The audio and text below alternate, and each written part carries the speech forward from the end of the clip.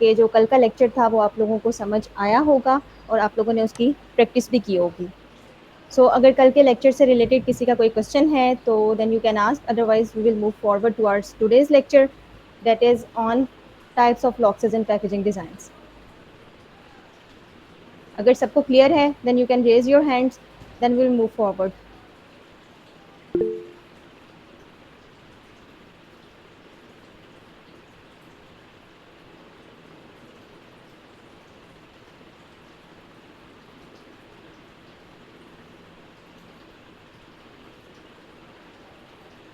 All right जी, तो मतलब कि कल का लेक्चर सबको क्लियर था। होप्स हो कि आज का लेक्चर भी इंटरेस्टिंग होगा और आप लोगों के लिए काफ़ी बेनिफिशियल होगा और आप लोग इसको बहुत अच्छे से कीनली इसको अंडरस्टैंड करेंगे चीज़ों को। जो पैकेजिंग डिज़ाइंस में ये जो फर्स्ट 2 लेक्चर्स में मैं आपको इम्पोर्टेंट चीज़ें बता रही हूँ, वो बहुत इम्पोर्टेंट हैं और आपने इनको बहुत ध्यान से समझना है, क्योंकि इनकी मेजरमेंट्स में अगर एक पॉइंट की भी मिस्टेक हो जाएगी, तो आप लोगों के लिए वो प्रॉब्लम होगा।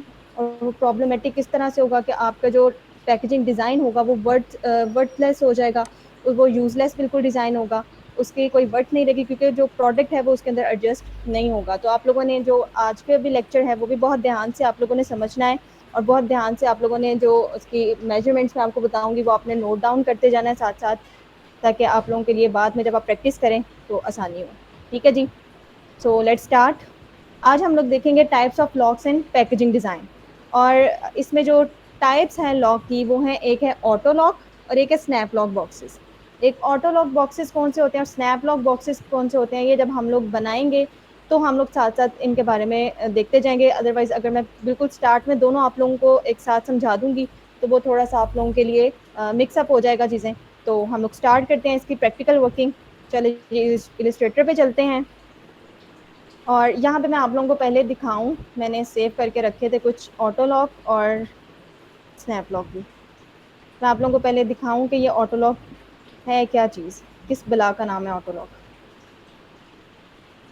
कल जैसे कि हम लोगों ने बनाया था सिंपल बॉक्स की, हमने डायलाइंस बनाई थी। तो वो सिंपल जो बॉक्स था डायलाइंस का, मैंने आप लोगों को बताया था कल के लेक्चर में कि ये वाला जो बॉक्स होता है ये हम तब यूज़ करते हैं जब हम लाइट वेट जो चीज़ें हैं वो कैरी कर रहे होते हैं। ठीक है, मतलब कि हमारा जो प्रोडक्ट होता है वो लाइट वेट होता है। फॉर एग्जाम्पल मैंने आपको इसकी एग्जाम्पल दी थी कि जैसे सिरप की बॉटल्स होती हैं छोटी वाली, या फिर आप इसमें आई ड्रॉप्स वाली जो इसमें वो छोटी सी उसकी वो होती है बॉटल होती है, वो आप इसमें एडजस्ट कर सकते हैं, वो प्रोडक्ट इसमें प्लेस की जा सकती है। तो ऐसे प्रोडक्ट्स जो जिनके लाइट वेट होते हैं वो सिंपल बॉक्स में हम लोग उनको सिंपल बॉक्स की पैकेजिंग उसके लिए हम लोग यूज़ कर सकते हैं। लेकिन जो थोड़े से हैवी वेट होते हैं, लाइक अगर आप सिरप की एग्जांपल दें, मैं सिरप बार बार क्यों मेंशन कर रही हूँ, क्योंकि सिरप एक ऐसी चीज़ है जो हम बचपन से पीते आ रहे होते हैं। ठीक है, तो आप लोगों को बहुत अच्छे तरीके से इस चीज़ के बारे में नॉलेज होगा कि जो बड़े वाले जो सिरप बड़ी वाली बॉटल्स होती हैं सिरप की, वो कभी भी इस तरह के लॉक्स में नहीं रखी जाती जिनकी नीचे से भी ओपनिंग होती है। मतलब कि हम लोग जब सिरप लेके आते हैं छोटे वाला, आपने देखा होगा कि उसके ऊपर वाली साइड से भी ओपनिंग की हमारे प्लेस होती है और नीचे वाली साइड से भी ओपनिंग की होती है, कि हम लोग ऊपर से भी उसको खोल के प्रोडक्ट निकाल सकते हैं, हम लोग नीचे से भी खोल के उसका प्रोडक्ट निकाल सकते हैं। लेकिन जो हमारे पास ऑटो लॉक आ जाता है, इसमें हमारे पास ओपनिंग सिर्फ फ्रंट की होती है, कि हम लोग सिर्फ ऊपर वाली साइड से ही उसका जो फ्लैप है वो ओपन करके तो हम लोग अपनी प्रोडक्ट को उसके अंदर से निकाल सकते हैं। तो ये इसलिए होता है कि हमारा प्रोडक्ट जो होता है वो हैवी वेट होता है। तो ये कि अगर उसके नीचे भी ओपनिंग रखी जाएगी तो ऑब्वियसली जो प्रोडक्ट है वो उसके गिरने का खदशा होगा, तो वेस्ट हो जाएगा हमारे जो क्लाइंट के प्रोडक्ट है। ठीक है, तो इससे यही होगा कि क्लाइंट जो है वो नेक्स्ट टाइम आपको हायर नहीं करेगा, क्योंकि अच्छा जब आप काम उसको करके नहीं देंगे तो ऑब्वियसली वो कभी भी ऐसे डिज़ाइनर को हायर नहीं करना चाहेगा। तो इसलिए आपने इनको बहुत ध्यान से समझना है कि हम लोग किस तरह से इसकी सारी मेजरमेंट्स ले रहे हैं। और जो बिगनर्स हैं उनके लिए तो ये बहुत इंपॉर्टेंट है कि वो हर चीज़ को नोट डाउन करें और इसकी प्रॉपर प्रैक्टिस करें। ठीक है जी, तो स्टार्ट करते हैं हम लोग ऑटो लॉक से। इसको मैं साइड पे प्लेस कर देती हूँ। और एक और ऑटो लॉक की मैंने रखी थी, ये वाली इमेज। इसमें मैं आप लोगों को ये दिखाना चाह रही थी कि ऑटो लॉक जो है वो नीचे से किस तरह से इसकी लॉक किस तरह से लगता है। ये ऑटो लॉक का जो होता है ना वो लॉक होता है। ठीक है, तो इस तरह से कुछ उसकी बनाने के लिए एक प्रॉपर शेप हम लोग इस तरह अब किस तरह से इसको बनाएंगे वो हम लोग देख लेते हैं आज के लेक्चर में। तो स्टार्ट करते हैं। ओके जी, यहाँ पे हम लोग हेडिंग दे देते हैं ऑटो लॉक की, ताकि हमें याद रहे एंड तक कि हम लोग किस चीज़ पे काम कर रहे हैं। यहाँ पे लिख लेते हैं ऑटो लॉक बॉक्स। ठीक है जी, ये मैंने यहाँ पे इसकी हेडिंग लिख दी और अब हम इसकी वर्किंग पे स्टार्ट करते हैं। सबसे पहले तो यहाँ पे मैंने एक रैंडम सी वैल्यू यहाँ पे लिख के रखी हुई है कि ये मैंने बिल्कुल रैंडम खुद से ही वैल्यू ली है। तो आप लोग ये वाली वैल्यू को यूज़ करके भी प्रैक्टिस कर सकते हैं। अगर आप लोग खुद से लेना चाहें तो आप सिंपल चैट जीपीटी के पास जाएं और उसको कहें कि मुझे मैंने ऑटो लॉक बॉक्स बनाना है, तो मुझे उसकी डायलेंस के लिए एक मेजरमेंट दे दो। तो वो आपको खुद से वहाँ से कोई सी भी रैंडम वैल्यू आपको लिख के दे देगा, आप लोग वो लें और उस पर भी आप प्रैक्टिस कर सकते हैं और आप मेरे वाली जो वैल्यू है उस पर भी आप लोग काम कर सकते हैं। ठीक है जी, तो स्टार्ट करते हैं। सबसे पहले आपने क्या करना है, जैसे कि कल मैंने बताया था कि हम लोग जब रेक्टेंगल ड्रॉ करते हैं तो रेक्टेंगल ड्रॉ करते हुए हमारे पास फॉर्मूला क्या होता है, कल मैंने बताया था। तो क्या फॉर्मूला होता है हमारे पास, याद है सबको? याद है तो ज़रा हैंड रेज करें और इधर कमेंट्स में लिखें, मैसेज में या ड्रॉप करें जो फॉर्मूला कल मैंने रेक्टेंगल का आपको बताया था। मुझे भी पता चले ना कितनी आप लोगों ने कीनली मेरी जो बातें हैं वो सुनी हैं, जो कल का लेक्चर है। यहाँ पे आप लोग ड्रॉप करें, कल क्या फॉर्मूला हमने देखा था रेक्टेंगल का।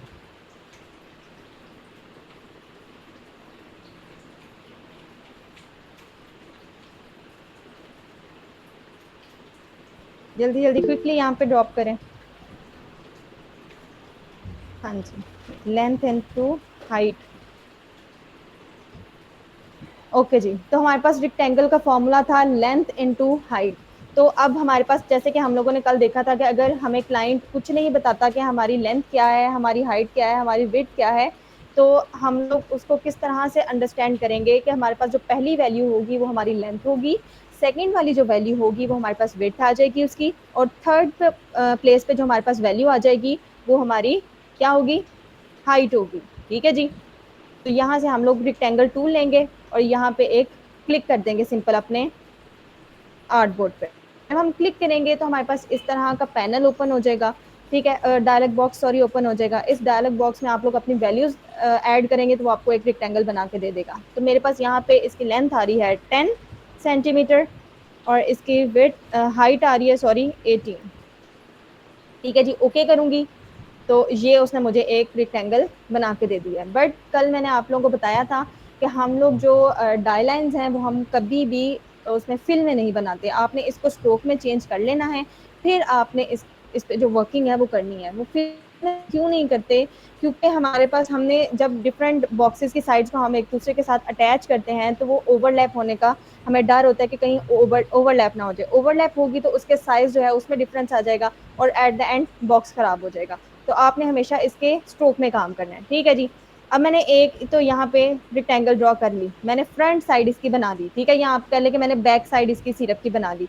बैक साइड कौन सी है, इस वाली इमेज को ले आते हैं ताकि आप लोगों को साथ साथ समझ आता जाए।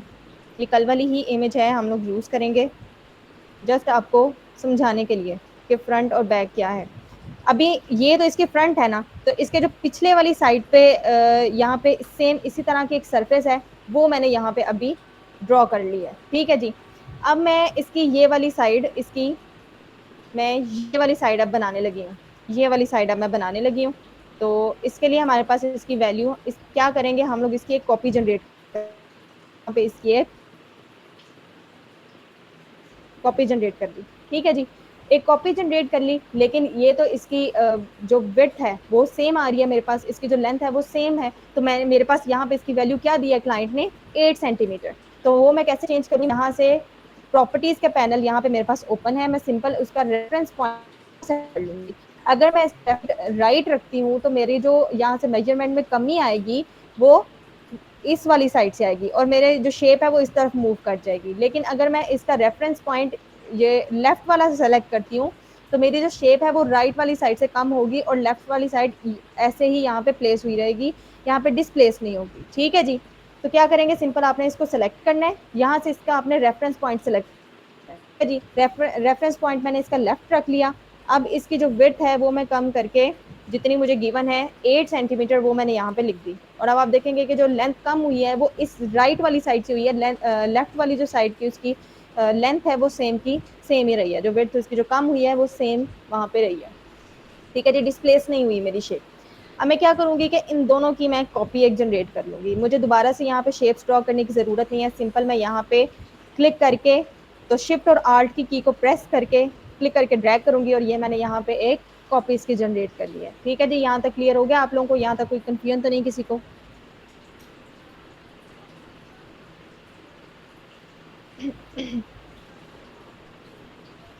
ओके जी, लेट्स मूव फॉरवर्ड। हम लोग देखते हैं, अब हम इसके फ्लैप की तरफ आते हैं। ये तो काम बहुत आसान है और ये होपफुली कि आप लोगों को कल के लेक्चर से याद होगा कि हम लोगों ने किस तरह से ये वाली शेप्स ड्रॉ की थी। सिंपल मैंने क्या किया कि मेरे पास फ्रंट की जो वैल्यू है वो मेरे पास 10 और 18 है, क्योंकि जो फ्रंट वाला पार्ट होता है हमारे पास वो हमारे पास मेन सरफेस होती है। ठीक है, तो उसका फॉर्मूला हमने देखा था लेंथ इंटू हाइट, तो वो हमारे पास आ गया। अब 8 क्या है, जब हमारे पास विड्थ ये वाली भी है तो फिर हम सॉरी ये वाली भी विड्थ है, तो हम लोग 8 वाली क्यों यूज करेंगे, क्योंकि उसके जो राइट और लेफ्ट वाली जो साइड्स होती है ना वो हमें डीप उसका डीपर एंड दिखा रही होती है कि हमारा बॉक्स जो है वो अंदर से कितना खुला होगा, वो ऑब्जेक्ट कितना बड़ा होगा जो इसके अंदर प्लेस किया जाएगा। तो ये वाली वैल्यू हमें बता रही होती है कि हमारा ऑब्जेक्ट कितना एडजस्ट हो सकता है, कितना बड़ा है इसके अंदर एडजस्ट होने के लिए। ठीक है, तो 8 हमने यहाँ पे इसकी लेफ्ट और राइट की वैल्यू यहाँ पे ऐड करके तो जो वो शेप बना लिया। ठीक है जी, यहाँ तक आप लोगों को होपफुली क्लियर हो गया होगा। अब हम इसके फ्लैप की तरफ आते हैं। फ्लैप जैसे कि हमने कल बनाया था सेम उसी तरह से ही हम लोग ऊपर वाला फ्लैप बनाएंगे। जो चेंजेस आएंगे ना वो सिर्फ नीचे वाले इसके लॉक्स में आएंगे और वो आपने बहुत ध्यान से समझना है, बहुत इंपॉर्टेंट है वो लॉक्स। ठीक है जी, तो कल हमने क्या किया था कि इसकी ही कॉपी, ये जो नीचे वाली शेप है मैंने इसी की ही कॉपी एक जनरेट कर ली थी। ठीक है, और कॉपी जनरेट करने के बाद अब इसकी जो हाइट होगी ना वो हमारी कितनी होगी, इस वाले के इक्वल होगी, क्योंकि हमने उसका फ्लैप जो है वो बंद करना है। तो मैंने अभी आपको बताया था कि उसकी जो विड्थ होगी ना हमारे डिब्बे की, वो क्या चीज डिसाइड करेगी, ये वाली जो इसकी लेंथ होगी ना वो डिसाइड करेगी। इसकी जितनी विड्थ होगी उतनी इसकी इसके जो फ्लैप है उसकी क्या होगी, हाइट होगी। ठीक है जी, तो जितनी इसकी विड्थ होगी इतनी इसकी हाइट होगी। क्यों उतनी होगी, क्योंकि हमने जो फ्लैप है वो हमने अपने बॉक्स के बंद करने के लिए यूज करना है। ठीक है, तो हमारे बॉक्स की जितनी अंदर से स्पेस है वो ये चीज डिफाइन करी है। हमारी जितनी भी स्पेस होगी वो इस वाली चीज से मेजर की जाएगी, जितनी इसकी विड्थ होगी उतनी इसकी हाइट होगी, क्योंकि हमारा जो फ्लैप है फिर वो प्रॉपर्ली बंद होगा उसके साथ। ठीक है जी, तो अब इसकी हमारे पास थी विड्थ 8, तो यहाँ से हम लोग इसकी हाइट चेंज कर लेंगे, 8 कर देंगे यहाँ से इसकी हाइट। ठीक है जी, तो ये एंटर किया, ये देखें अब मैंने इसका रेफरेंस पॉइंट जो है वो सेलेक्ट नहीं किया था यहाँ से, तो उसने पकड़ के इसको सेंटर में ऊपर वाली साइड से भी इसके कम कर दिया हाइट, नीचे वाली साइड से भी, और इसको सेंटर में एडजस्ट कर दिया। लेकिन मुझे इस तरह से नहीं चाहिए, मुझे चाहिए कि यहाँ से डिस्प्लेस ना हो, तो मैं क्या करूंगी, इसका रेफरेंस पॉइंट सेलेक्ट करूंगी। यहाँ से मैं रेफरेंस पॉइंट इसका सबसे लास्ट वाला बॉटम वाला सेलेक्ट करूंगी और फिर अब मैं इसकी हाइट जो है वो कम करूंगी। अब आपको पता चला होगा कि रेफरेंस पॉइंट कितना इंपॉर्टेंट है हमारे डिजाइन में। ठीक है, अब इस फ्लैप को एडजस्ट करने के लिए या इसकी ओपनिंग को बंद करने के लिए हमने देखा था कि हमें एक और छोटे से रेक्टेंगल की जरूरत पड़ती है, तो वो हम लोग किस तरह से बनाएंगे, इसी की हम लोग कॉपी जनरेट कर लेंगे। ठीक है जी, ये मैंने इसकी एक कॉपी जनरेट कर ली और मैंने बताया था कि ये वाला जो फ्लैप हमारे पास होता है उसकी वैल्यू कितनी होती है, 1.5 से 2 सेंटीमीटर के दरमियान हम कोई सी भी वैल्यू रख सकते हैं। तो आप लोग इसकी हाइट जो है वो सिंपल रख सकते हैं 1.75 आज ले लेते हैं। ठीक है जी, कल हमने 2 यूज़ की थी, आज हम 1.75 इसको यूज़ कर लेते हैं। अब क्या है कि इसके जो ऊपर वाले 2 पॉइंट्स हैं ये मुझे राउंडेड चाहिए, तो सिंपल मैं क्या करूंगी, डायरेक्ट सिलेक्शन टूल पे जाऊंगी, क्लिक करके ड्रैग करूंगी पहले वाले 2 एंकर पॉइंट्स को, और यहाँ से ये मेरे पास 2 एंकर पॉइंट सिलेक्ट हो गए हैं। सिलेक्ट हुए तो जैसे ही सिलेक्ट हुए इनके आगे छोटे छोटे से सर्कल आने लग गए हैं। इन सर्कल को पकड़ के मैं क्लिक करके सिंपल ड्रैग करूंगी तो यहाँ से ये राउंडेड हो गई है मेरी शेप। ठीक है जी, अब हमारा यहाँ तक तो काम खत्म हो गया। अब ये जो इसके साइड्स वाले 2 फ्लैप हैं ये हम लोग बाद में बनाते हैं, पहले हम इसके लॉक्स पे आते हैं जो कि हमारा बहुत इंपॉर्टेंट काम है। ठीक है जी, इसको मैं थोड़ा सा जूम करती हूँ, होपफुली कि अब आप लोगों को ये अच्छे से नजर आ रहा होगा। आपने क्या करना है कि जो इसका ऊपर वाला फ्लैप है ना इसी की एक कॉपी जनरेट करके नीचे ले आनी है, सिर्फ एक उस वाले सेंटर वाले फ्लैप की। ऊपर वाला जो इसका ये वाला पॉइंट है ये वाला आपने साथ नहीं लेके आना, सिर्फ आपने इस वाले की कॉपी नीचे लेके आनी है, ठीक है। अब ये वाला स्टेप मुझे लग रहा है कि ये थोड़ा ठीक से एडजस्ट नहीं हुआ, ये देखें। जब आपको लगे कि ठीक से एडजस्ट नहीं हुआ तो आप लोगों ने जूम करके इसको देख लेना है, ये मेरा बिल्कुल ठीक तरीके से इंटरसेक्ट नहीं हो रहा था, तो ये मैंने इसको ठीक किया है। और अब हम इस पे नीचे वाला जो इसका लॉक है उस पर काम करते हैं। अब हम ऊपर वाला जो हमारे पास फ्लैप था उसकी कॉपी जनरेट करके हम नीचे ले आए लॉक बनाने के लिए, ठीक है। अब आपने क्या करना है कि इसकी सिलेक्शन ले लेनी है। सिलेक्शन कैसे लेनी है, ये जो सिलेक्शन टूल है इससे एक दफ़ा इस शेप के ऊपर क्लिक कर देना है। क्लिक कर जैसे ही करूँगी प्रॉपर्टीज़ यहाँ पे मेरे पास आ जाएंगी। अब आपने क्या करना है कि इसकी जो हाइट होगी ना, हाइट इसकी, उसको आपने 2 पे डिवाइड कर देना है, डिवाइडेड बाय 2। ये 2 पे डिवाइड किया। अब फिर देखें रेफरेंस पॉइंट मैंने ऊपर वाला सेलेक्ट नहीं किया था, तो ये नीचे की तरफ को मेरी शेप मूव कर गई है क्योंकि इसका रेफरेंस पॉइंट बॉटम वाला सेलेक्ट हुआ है। मुझे नीचे नहीं चाहिए, मुझे इसको ऊपर वाली साइड पे लेके जाना है, तो मैं इसका रेफरेंस पॉइंट ऊपर वाला सेलेक्ट करूंगी और फिर मैं इसको 2 पे डिवाइड करूंगी, ठीक है। डिवाइडेड बाय 2, ये हमने डिवाइडेड बाय 2 किया, तो हमारी जो ऊपर वाले फ्लैप की जो लेंथ थी, वो जो इसकी हाइट थी, वो हमारे पास हाफ हो गई है, ठीक है। अब आपने क्या करना है कि इसी की एक और कॉपी जनरेट कर लेनी है इसके साथ ही, बिल्कुल। ये मैंने इसकी कॉपी जनरेट कर ली, ठीक है। अब आपने क्या करना है कि बहुत सिंपल है, ये बहुत इंटरेस्टिंग है और बहुत सिंपल है, लेकिन थोड़ा सा ट्रिकी है, तो आपने बहुत ध्यान से इन चीज़ों को देखना है। अब मैंने क्या किया था कि मैं ऊपर वाला फ्लैप लेके आई थी, ऊपर वाले फ्लैप की मैंने यहाँ पे कॉपी जनरेट की और मैंने क्या किया, उसकी हाइट को 2 पे डिवाइड कर दिया, ठीक है। मतलब इसकी हाइट 8 थी तो 2 पे डिवाइड किया तो ये 4 सेंटीमीटर हो गया। फिर मैंने क्या किया कि ये जो हाफ हुआ था ना, इसी की मैंने एक और कॉपी जनरेट कर ली है, ठीक है। तो अब मैंने जो कॉपी जनरेट की है इस वाली को मैं सेलेक्ट करूंगी और इसकी विड्थ को 2 पे डिवाइड कर दूंगी, डिवाइडेड बाय 2। अब फिर प्रॉब्लम आई है कि इसका रेफरेंस पॉइंट मैंने राइट वाला सेलेक्ट करना था, जो कि मैंने नहीं किया और ये फिर से सेंटर में हो गया था। तो इसको हम लोग डिवाइडेड बाय 2 करेंगे, तो ये हमारे पास ये इसकी विड्थ हमारे पास हाफ होके आ गई है। अब आपने क्या करना है कि इसी की एक और कॉपी ना यहाँ पे आप लोगों ने रख लेनी है, ठीक है जी। इतना आप लोगों को समझ आ गया होगा। हमने क्या किया अब तक कि हम लोग ऊपर वाला जो फ्लैप था उसकी हम लोग एक कॉपी जनरेट करके नीचे लेके आए थे। उसकी कॉपी जनरेट करने के बाद हम लोगों ने इसकी जो हमारे पास क्या आई थी, हाइट आई थी, उसको हमने हाफ किया था। हमने क्या किया कि इसकी जो हाफ हमने हाइट की है उसी की एक और कॉपी जनरेट की और उसकी जो विड्थ थी वो हमने हाफ कर दी है, ठीक है। अब आपने क्या करना है कि इसी की जो हमारे पास विड्थ है ना, एक को सेलेक्ट कर लेना और इसके विड्थ को आपने -1 कर देना है, -1। ये -1 किया तो ये हमारे पास इस तरह से बन के आ गया। अब आपने क्या करना है कि सिंपल इसको सेलेक्ट कर लेना है और यहाँ से पाथ फाइंडर टूल आप लोगों ने देख लेना है, पाथ फाइंडर का पैनल आपने ओपन कर लेना है यहाँ से विंडो से। अगर आपको यहाँ पे शो नहीं हो रहा तो आप लोगों ने विंडो से इसको ओपन कर लेना है, ठीक है। तो यहाँ से हम लोगों ने पाथ फाइंडर पे जाके इसको यूनाइट कर देना है, ठीक है जी। यहाँ तक आप लोगों को क्लियर हो गया? क्लियर हो गया तो प्लीज़ रेज योर हैंड्स ताकि हम लोग नेक्स्ट मूव करें। अगर यहाँ तक किसी को कोई भी कन्फ्यूजन है तो आप लोग पूछ लें, ताकि साथ साथ ही आप लोगों की कन्फ्यूजन जो है वो क्लियर की जा सके।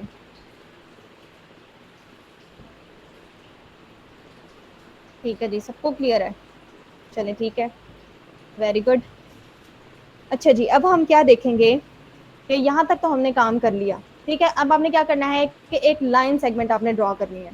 ये वाला जो पॉइंट है यहाँ से लेके यहाँ तक आपने एक लाइन सेगमेंट ड्रॉ कर लेनी है। यहाँ से लेके यहाँ तक हमने एक लाइन सेगमेंट बना ली, ठीक है जी। क्या किया मैंने कि मैंने उन सबको यूनाइट करके मैंने यहाँ पे एक लाइन सेगमेंट लगा ली है, ठीक है। अब आपने क्या करना है कि जैसे कि कल ऐड एंकर पॉइंट टूल को हमने यूज़ किया था, उसी तरह ही ऐड एंकर पॉइंट टूल को लेके आना है और इस लाइन के बिल्कुल पास थोड़ा सा नीचे करके आपने एक एंकर पॉइंट लगा देना है और उसके बिल्कुल थोड़े से नीचे आपने एक और एंकर पॉइंट लगा देना है, ठीक है।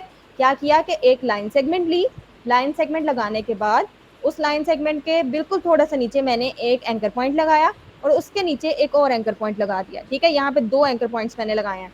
इसी तरह ही ये वाला जो एंड है ना, ये वाला, यहाँ पे इसके थोड़ा सा नीचे आके इसकी ये वाली जो ओपनिंग है यहाँ से थोड़ा सा नीचे आके आपने एक एंकर पॉइंट लगा देना है, ठीक है। बिल्कुल थोड़ा सा नीचे, ज़्यादा दूर नहीं लगाना, थोड़ा सा कुछ सेंटीमीटर आप कह लें कि ये हो सकता है 0.25 सेंटीमीटर या उससे भी थोड़ा सा उसकी वैल्यू कम हो सकती है।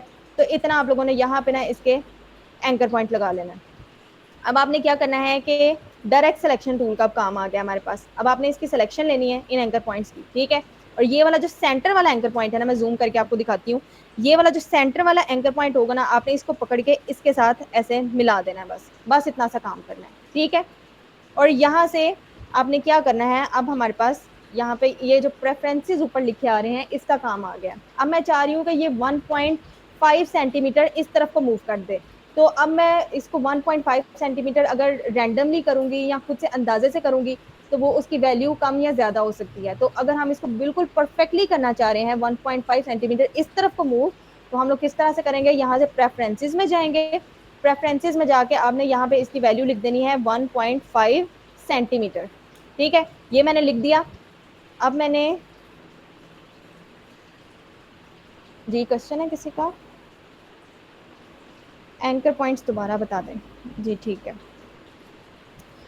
इसको कंट्रोल जी करते हैं, ठीक है। मैंने क्या किया था कि मैंने जस्ट इस अभी जो मैंने एक शेप ली है उसके ऊपर सिर्फ मैंने एक लाइन सेगमेंट लगाई है, ठीक है। यहाँ से लेके यहाँ तक मैंने एक लाइन सेगमेंट लगा ली। लाइन सेगमेंट लगाने के बाद आपने यहाँ पे पेन टूल जब ओपन करेंगे तो यहाँ पे आपके पास आएगा ऐड एंकर पॉइंट टूल, ठीक है। ऐड एंकर पॉइंट टूल जैसे ही आएगा तो इस लाइन के थोड़ा सा नीचे आप लोगों ने एक एंकर पॉइंट लगा देना है, ठीक है।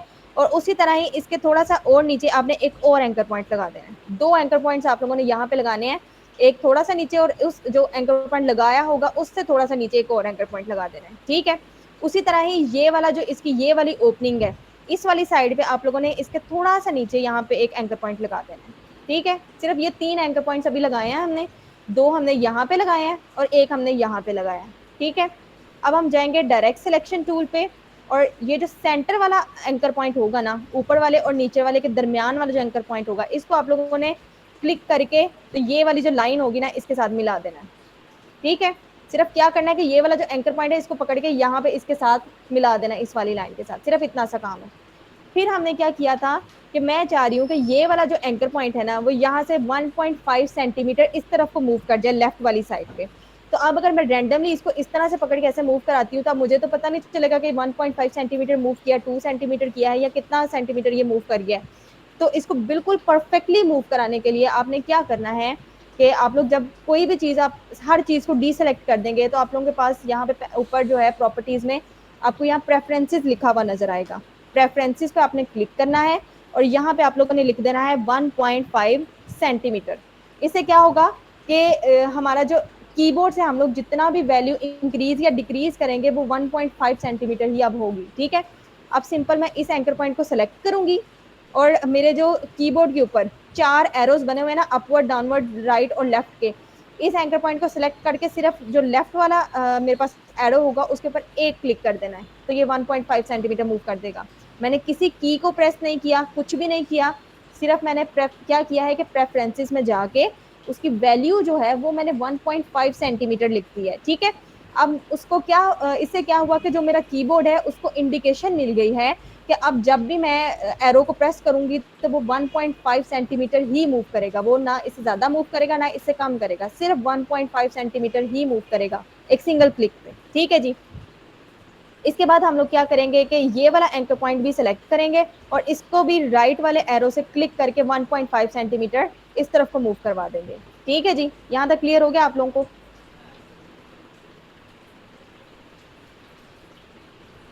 यहाँ तक क्लियर हो गया तो प्लीज रेज योर हैंड्स, जल्दी जल्दी किया करें। ओके जी, अब हम देखते हैं कि डायरेक्ट सिलेक्शन टूल आपने सेलेक्ट करना है और आपने देखना है कि एक यहाँ पे भी हमने एंकर पॉइंट लगाया हुआ है, ठीक है, ये वाला जो है। अब यहाँ से मैं चाह रही हूँ कि मैं इसको 0.25 सेंटीमीटर मूव करवाऊँ, ठीक है। तो अब वो भी मैं कैसे मूव करवाऊंगी, जैसे कि आप लोगों को पहले बताया था कि अगर हमने एग्जैक्टली मूव कराना है तो हमने क्या करना है, प्रेफरेंसेस में लिख लेना है यहाँ पे। अब अंदाजे से अगर हम तुक्के लगा के करेंगे, जो पाकिस्तानी बहुत ज्यादा लगाते हैं, वो नहीं करना काम, तुक्के वाला काम नहीं करना, वरना पैकेजिंग बॉक्स जो है वो खराब हो जाएगा, ठीक है। तो आपने क्या करना है कि प्रॉपर मेजरमेंट्स के साथ काम करना है। तो आप 0.25 सेंटीमीटर का अगर इसको मूव करवाना है तो सिंपल प्रेफरेंसेस में जाएं और यहाँ पे इसकी वैल्यू लिख दें 0.25, 0.25 सेंटीमीटर, साथ में यूनिट भी लिखना है जिसके अंदर मूव कराना है। तो यहाँ पे आप क्लिक करके तो इसको ऐसे मूव कराएंगे तो ये 0.25 सेंटीमीटर यहाँ से मूव कर गया है। ठीक है जी, तो ये यहाँ तक बहुत सिंपल था। अब आपने क्या करना है कि ये वाला जो एंकर पॉइंट है ये मुझे डिस्टर्ब कर रहा है, मुझे नहीं चाहिए, मुझे ये सिंपल स्ट्रेट लाइन यहाँ से चाहिए। तो मैं क्या करूंगी कि पेन टूल यहाँ से जब आप ओपन करते हैं ना, तो आपको लोगों को यहाँ पे ऐड एंकर पॉइंट टूल भी नजर आ रहा होता है, डिलीट एंकर पॉइंट टूल भी नजर आ रहा होता है। अगर आप डिलीट एंकर पॉइंट टूल लेते हैं तो सिंपल आप इसके ऊपर क्लिक करेंगे तो ये डिलीट हो जाएगा। लेकिन अगर आप ऐड एंकर पॉइंट टूल को यूज करके ही इसको डिलीट करना चाह रहे हैं तो आप क्या करेंगे, अभी आप देखें मेरे पेन टूल के ऊपर प्लस का साइन आ रहा है। ये प्लस का साइन ये इंडिकेट कर रहा है कि मैं जहां पे भी चाहूँ अभी एंकर पॉइंट ऐड कर सकती हूँ। प्लस करने से क्या होता है, प्लस के साइन से हम चीजें ऐड कर रहे होते हैं, एडिशन होती है। लेकिन अगर आप इसी से इसको माइनस करना चाह रहे हैं, हटाना चाह रहे हैं, तो आपने क्या करना है कि एंकर पॉइंट पे लेके जाके ना आल्ट की को प्रेस कर देना है। अभी मैंने आल्ट की को प्रेस किया तो आपने देखा कि मेरे पेन टूल के ऊपर माइनस का साइन आने लग गया है। तो माइनस के साइन से क्या होगा कि अब ये एंकर पॉइंट मैं क्लिक करूंगी तो ये रिमूव हो जाएगा। क्या किया मैंने, ऐड एंकर पॉइंट टूल को यूज करके ही मैंने अपने एंकर पॉइंट को अभी डिलीट किया है। वो कैसे किया है कि मैं एंकर पॉइंट के ऊपर लेके गई और एंकर पॉइंट के ऊपर लेके जाके मैंने सिर्फ आल्ट की को प्रेस किया अपने कीबोर्ड से। आल्ट की को जैसे ही प्रेस किया तो इसने इसको माइनस में चेंज कर दिया और मेरा यहाँ से एंकर पॉइंट जो है वो डिलीट हो गया। ठीक है जी, यहाँ तक आप लोगों को समझ आ गया होगा। एक लॉक हमने बना लिया है। अब इसके जो साइड वाले लॉक्स हैं वो अब हम बनाएंगे। अब हम क्या करेंगे कि इसी की ही कॉपी जनरेट करके ना तो हम लोग यहाँ पे ले आएंगे, हमें दोबारा से बनाने की जरूरत नहीं है। ठीक है जी, अब इसके जो सेंटर वाले लॉक्स हैं अब उसकी बारी आ गई है। अब उसके लिए आपने क्या करना है कि यहाँ से रेक्टेंगल टूल को ही पकड़ना है दोबारा से और यहाँ पे एक रेक्टेंगल ड्रॉ कर लेनी है। ये जो मेरी रेक्टेंगल है ये मुझे ठीक नहीं लग रही, इसको मैं थोड़ा सा जूम करके ड्रॉ करूंगी ताकि ये परफेक्टली ड्रॉ हो यहाँ पे। तो यहाँ से आपने स्टार्ट करनी है और एक आपने रेक्टेंगल यहाँ पे ड्रॉ कर लेनी है। ठीक है जी, रेक्टेंगल ड्रॉ करने के बाद आप लोगों ने क्या करना है कि इसकी जो यहाँ से जितना हम लोगों ने इसको यहाँ से मूव कराया था ना उतना आप लोगों ने इसको इस साइड को मूव करवा देना है। ठीक है जी, तो वो हम लोग करवा लेते हैं। यहाँ पहले इसको बल्कि छोड़ें, पहले आप लोग इस तरफ आए। आपने क्या करना है कि इसका जो बॉक्स है ना इसको पकड़ के आपने इसके ऊपर ले आना है, इस तरह से इसके ऊपर एडजस्ट कर देना है। ठीक है, क्या करना है कि पहले रेक्टेंगल यहाँ पे बनानी है। ठीक है, और इस रेक्टेंगल को उठा के ना तो इसके इस कॉर्नर के साथ बिल्कुल अलाइन कर देना है आपने उसको। मैंने क्या किया, मैं दोबारा से आप लोगों को करके दिखाती हूँ। तो मैंने सिंपल यहाँ से लेके यहाँ तक एक रेक्टेंगल ड्रॉ कर लिया है। ठीक है, और रेक्टेंगल ड्रॉ करने के बाद मैं इसको उठा के तो ये वाला जो मैंने लॉक बनाया था ना इसके मैं बिल्कुल एंड इस वाले राइट एंड पे लाके तो मैंने इसको बिल्कुल अलाइन कर दिया, एडजस्ट कर दिया। ठीक है, अब आपने क्या करना है कि इसकी सिलेक्शन लेके ना तो जितना इसका ये सेंटर वाला पॉइंट है ना वहां तक इसको ले जाना है। ऐसे क्लिक करके ड्रैग करेंगे तो ये सिंपल वहां तक मूव कर जाएगा। ठीक है, अब आपने क्या करना है कि डायरेक्ट सिलेक्शन टूल को लेना है और ये वाला एंकर पॉइंट सिलेक्ट करके तो आपने ये वाली जो लाइन है ना, ये जो लाइन सेगमेंट ड्रॉ की थी यहाँ तक इसको ले जाना है। सिंपल इसको पकड़ के तो यहाँ तक आपने इसको ले जाना है। ठीक है, और ये हमारा ये फ्लैप बन गया। इसको आराम से आपने दोबारा वापस लेके आना है इधर। और अब आपने क्या करना है कि जितना आपने ये वाले पॉइंट को यहाँ से मूव कराया था ना 1.5 सेंटीमीटर आपने इसको इस तरफ मूव करा देना 1.5 सेंटीमीटर। तो उसके लिए क्या करेंगे, हम प्रेफरेंसेस में जाएंगे दोबारा और यहाँ से 1.5 सेंटीमीटर ऐड करके एंटर कर देंगे। अब मैं इस वाले डायरेक्ट सिलेक्शन टूल से इसके ये वाले एंकर पॉइंट को सिलेक्ट करूंगी और अपने राइट एरो से इसको 1.5 सेंटीमीटर मूव कराऊंगी तो ये मेरा मूव कर गया और मेरा ये फ्लैप सॉरी लॉक जो है वो रेडी हो गया। और इसी की कॉपी यहाँ पे ले आएंगे। बाद में हम अपने राइट क्लिक करेंगे इसके ऊपर और यहाँ पे मेरे पास बहुत सारे ऑप्शन आएंगे। इसमें ट्रांसफॉर्म वाला जो है उसके ऊपर आपने जाना है और इसको रिफ्लेक्ट करवा देना है और ये रिफ्लेक्ट करवाएंगे तो हमारे लॉक्स इसके ऑटो लॉक के कंप्लीट हो गए हैं, बिल्कुल हमने बना लिए हैं। ठीक है जी, यहाँ तक किसी को कोई भी कंफ्यूजन है तो पूछ लें। फिर हम इसके ऊपर वाले जो फ्लैप्स है ना वो बनाएंगे। अब यहाँ तक सबको क्लियर है? ऑल राइट जी, अब हम इसके जो ऊपर वाले फ्लैप्स है ना वो बनाने लगे हैं। अभी हमने ये सारा क्या बनाया है मैं आपको एक इमेज से दिखाती हूँ कि हमने अभी तक क्या बनाया है। ये वाली इमेज नहीं, ये वाली इमेज। अभी तक हमने ना ये चीज बनाई है इसकी। ठीक है, अभी हमने ये पॉइंट्स इसके बनाए हैं। तो अभी जो नीचे वाली अभी हमने सारी जो सेटिंग्स देखी हैं वो ये वाले लॉक्स थे हमारे पास, ये जो इसका बॉटम वाले इसका पार्ट है वो अभी तक हमने बनाया है। अब हम जाते हैं अपने आर्ट बोर्ड पे वापस, और अब हम इसके ये वाले दो बनाएंगे फ्लैप, जो कि आप लोगों को आते होंगे, बिल्कुल कल वाले ही बनाने हैं, कोई इसमें रॉकेट साइंस नहीं है। ठीक है, क्या करना है कि आपने इसी की कॉपी ही यहाँ पे ऊपर ले जानी है, इसकी कॉपी पकड़ के, तो ये आप लोग ले गए। अब क्या करना है कि यहाँ से इसका रेफरेंस पॉइंट बॉटम वाला सेलेक्ट कर देना है, नीचे वाला, ताकि अगर रेक्टेंगल छोटी भी हो तो ऊपर वाली साइड से हो, नीचे यहाँ पे ऐसे ही रहे, डिस्प्लेस ना हो। ठीक है जी।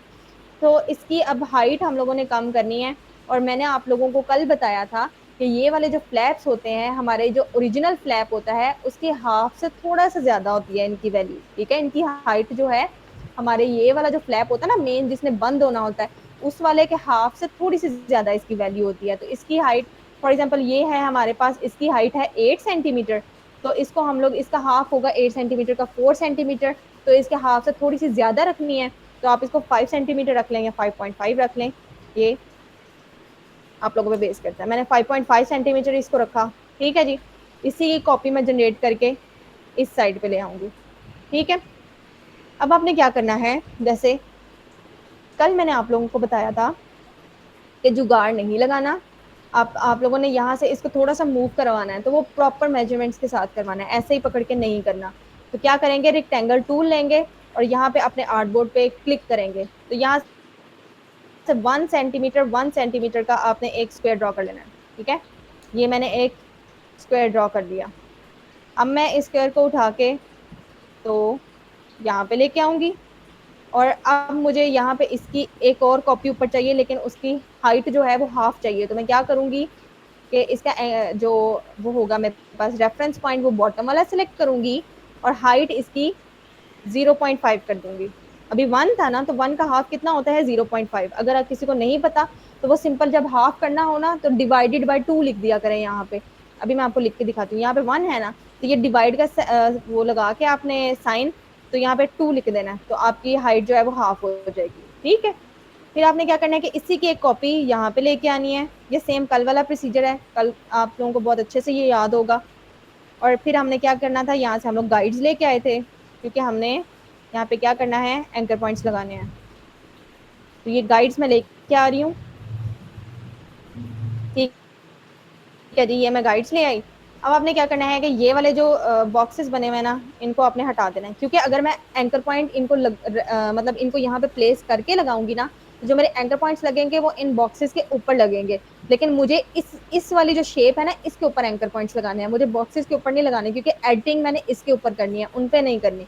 तो इसलिए मैंने ये गाइड्स लगा के उनको हटा दिया यहाँ से। अब इन गाइड्स को पकड़ के Ctrl+2 प्रेस करूंगी तो ये लॉक हो जाएंगे, कि ये यहाँ से बिल्कुल भी मूव भी नहीं कर सकते और कोई भी एडिट इनके ऊपर।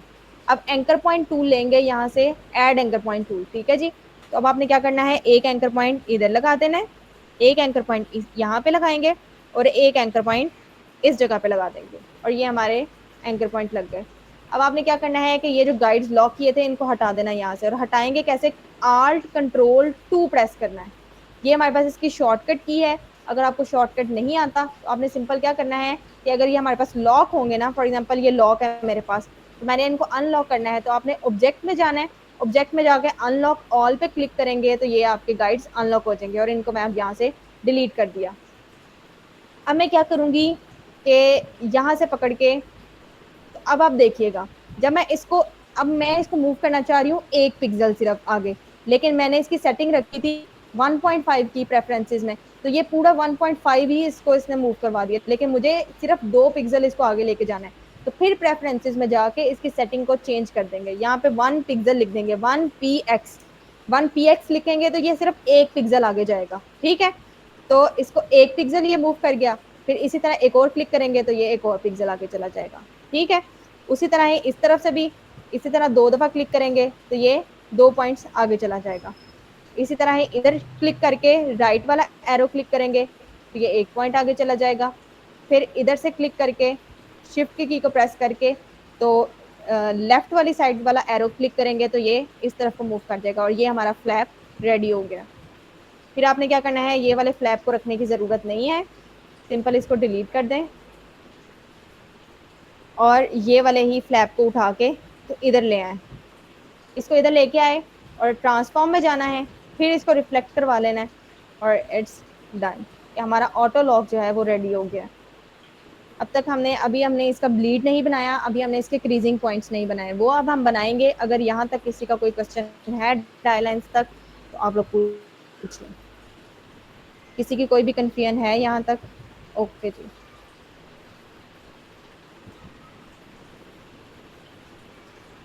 यहाँ तक क्लियर है सबको? प्लीज रेज योर हैंड्स अगर क्लियर है तो, हैंड रेज करें सब।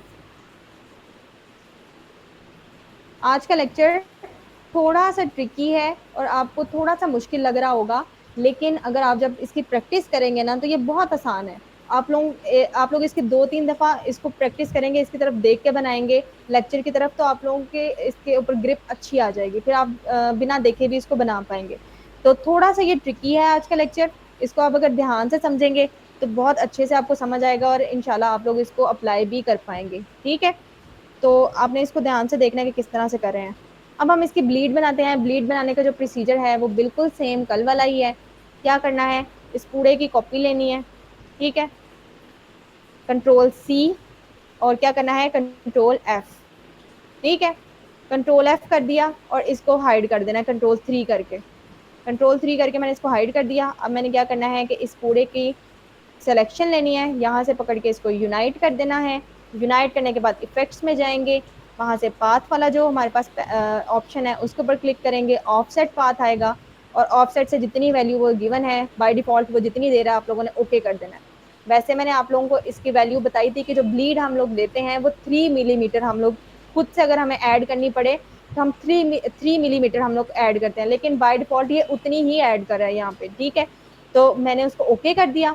अब ऑब्जेक्ट्स में जाके इसको एक्सपैंड अपीयरेंस कर दिया। एक्सपैंड अपीयरेंस किस लिए किया कि मैं अपने ब्लीड को वेक्टर में कन्वर्ट कर रही हूँ, ठीक है, वेक्टर में मतलब एडिटेबल बना रही हूँ, ठीक है।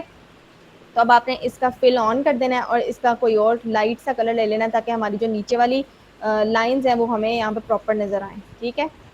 यहाँ से इसका कोई सा भी लाइटर सा कलर ले लें, ये ले लिया और ये हमने सॉरी Alt+Ctrl+3, तो ये हमारे पास इसके ये आ गए हैं जो हमने बनाया था अपना, ठीक है। अब आपने क्या करना है कि अब हमने इसके क्रीजिंग पॉइंट्स बनाने हैं। क्रीजिंग पॉइंट्स कल मैंने बताया था कि क्या होते हैं। क्रीजिंग पॉइंट्स होते हैं कि जहां जहां से हमारा बॉक्स फोल्ड होना होता है उसको हम लोग क्रीजिंग पॉइंट्स बोलते हैं, ठीक है। तो क्रीजिंग पॉइंट्स हम लोग बनाने के लिए हमने कल क्या किया था कि हमने इसको आउटलाइन में चेंज किया था। तो अब मैंने इस पूरे की सिलेक्शन लेनी है, तो मैं एक एक करके इसकी सिलेक्शन नहीं लूंगी, बल्कि मैं क्या करूंगी, ब्लीड को ही पकड़ के मैं लॉक कर दूंगी कि ये मेरी मूव ना करे या सेलेक्ट ना हो।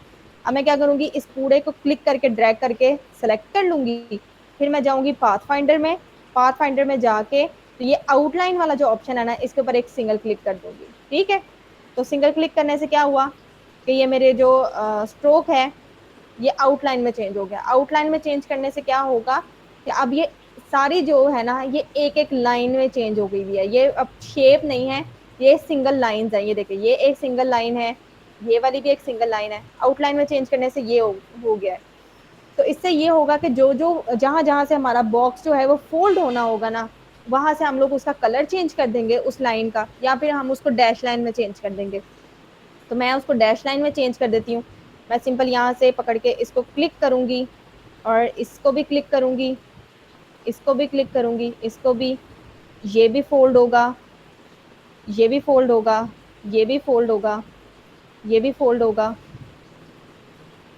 बस। और ये वाली लाइन फोल्ड होगी, ये फोल्ड होगी और ये फोल्ड होगी, एंड इट्स डन।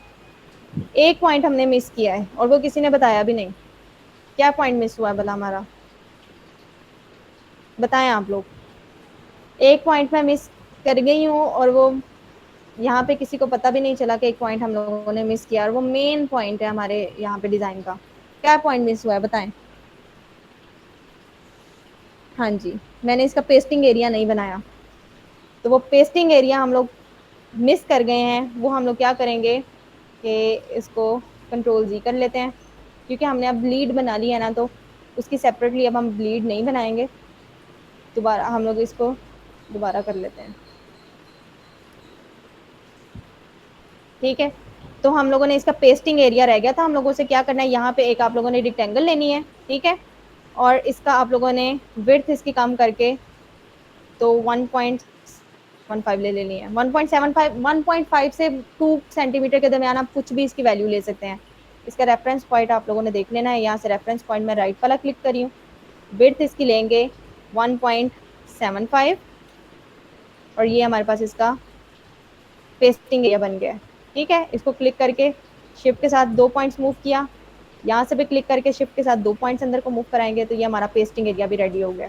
ठीक है, अब जैसे पहले किया था सारा ब्लीडर वाला एरिया, वो बनाते हैं Ctrl+C, Ctrl+F और Ctrl+3। अब आपने क्या करना है, इस पूरे की सिलेक्शन ले लेनी है। ठीक है जी, और यहाँ से इसको ऐड कर देना है। ऐड करने के बाद इफेक्ट्स में जाना है, वहाँ से जाना है पाथ में, ऑफसेट पाथ, और ये हमारा, ये देखें वो ऊपर वाला जो टेक्स्ट था वो भी सेलेक्ट हो गया था तो उसकी भी ब्लीड बन गई है। ऐसे नहीं करना, आपने सिर्फ अपने ये जो बॉक्स है ना इसका ही ब्लीड बनाना है। तो इफेक्ट्स में जाएंगे, पाथ पे, ऑफसेट पाथ, ओके कर देना है, और यहाँ से आप लोग जाएंगे ऑब्जेक्ट में, एक्सपैंड अपीयरेंस, और ये हमारे पास इसकी ब्लीड बन के आ गई है एंड इट्स डन। यहाँ से आप लोग इसका कोई सा भी कलर ले लेते हैं, मुझे ये ब्लू वाला ज़रा ज़्यादा अच्छा लगता है तो मैं इसलिए यूज़ करती हूँ। तो अब आपने क्या करना है कि Alt+Ctrl+3 प्रेस करना है तो आप लोगों की ये शेप वापस आ जाएगी। इसको फिर हमने क्या किया था, आउटलाइन में चेंज कर दिया था। ठीक है, तो यहाँ से मैंने इसको आउटलाइन में चेंज किया, यहाँ से इसका स्ट्रोक ऑफ हो गया तो स्ट्रोक में वापस लेके आ रही हूँ। और अब आपने क्या करना है, इसको अनग्रुप कर देना है। यहाँ से ये मैंने यहाँ से इसको अनग्रुप किया, और जो जो जहाँ जहाँ से मेरा एरिया फोल्ड होना होगा उसकी मैं सिलेक्शन ले लूँगी। ये वाला भी फोल्ड होगा, ये भी फोल्ड होगा, ये भी होगा, ये भी फोल्ड होगा, ये वाला भी, ये वाला भी, ये भी फोल्ड होगा, ये भी फोल्ड होगा, और ये लाइंस भी फोल्ड होंगी। तो इन सबको पकड़ के डैश लाइन में चेंज कर देना है। यहाँ से ये डैश लाइन बन गई एंड इट्स डन। ये हमारा सिलेक्ट नहीं हुआ, ये हमारे पास हमारा बन के आ गया। ये हमारे सेलेक्ट नहीं किए थे मैंने,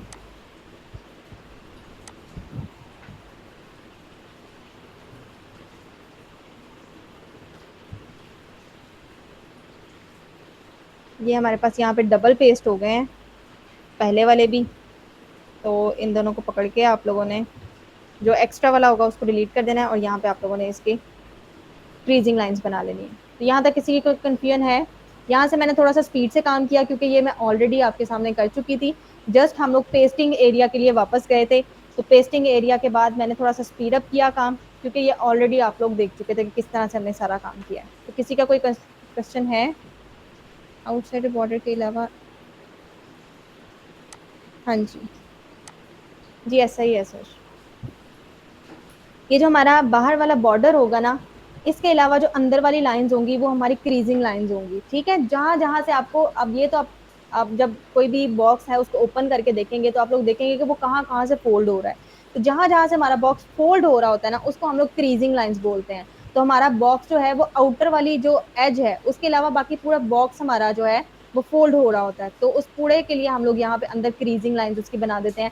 हम क्रीजिंग लाइंस जो है उसका कलर चेंज करके भी बना सकते हैं। फॉर एग्जांपल मैं इस वाले को सेलेक्ट करके इसका कलर भी चेंज करके इंडिकेट कर सकती हूँ कि फॉर एग्जांपल अगर मैं ये रेड कर देती हूँ तो मैं बता दूंगी क्लाइंट को कि जो रेड वाला कलर है ना जिन लाइंस के ऊपर, वो मेरी क्रीजिंग लाइंस है। या आप लोग इसको डैश लाइन में कन्वर्ट कर सकते हैं। ठीक है जी, तो यहाँ तक अगर सबको क्लियर हो गया तो प्लीज रेज योर हैंड्स, फिर हम नेक्स्ट मूव करते हैं।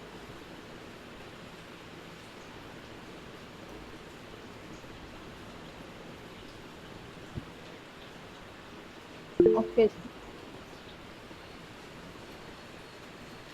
अब हम आते हैं अपने स्नैप लॉक की तरफ।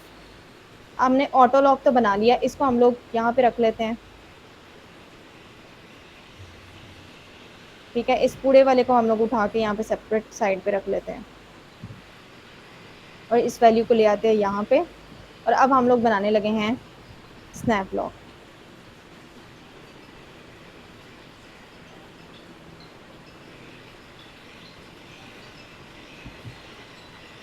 ठीक है जी।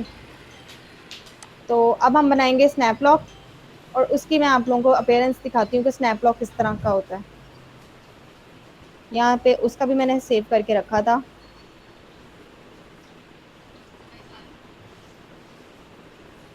ये देखें, ये वाला जो बॉक्स होता है ना हमारे पास, ये स्नैप लॉक होता है। इस तरह से स्नैप लॉक हमें नीचे से ऊपर से ये बिल्कुल सेम इसकी तरह ही होगा, ठीक है। लेकिन नीचे से सिर्फ इसका लॉक जो है वो चेंज होता है, और लॉक इस तरह से नजर आ रहा होता है। पहले वाले का आपने देखा था वो लॉक थोड़ा सा डिफरेंट था, और अब जो हम लोग स्नैप लॉक बनाने लगे हैं वो कुछ इस तरह से नजर आएगा, ठीक है। ये प्रॉपर लॉक हुआ हुआ है। तो यहाँ इस तरह के अब अपेयरेंस वाला हम लोग लॉक बनाने लगे हैं। ये वाला भी जो लॉक है इस मतलब ये जिस भी प्रोडक्ट की पैकेजिंग के लिए होगा, वो हैवी प्रोडक्ट्स होंगी, उनकी पैकेजिंग के लिए ये स्नैप लॉक भी यूज होगा, ठीक है जी। तो सेम प्रोसीजर है पहले वाला ही। रिक्टेंगल ड्रॉ करेंगे। यहाँ से मैं थोड़ा सा स्पीड अप करूंगी काम, बिकॉज ये चीजें आप लोगों को पहले से क्लियर हैं।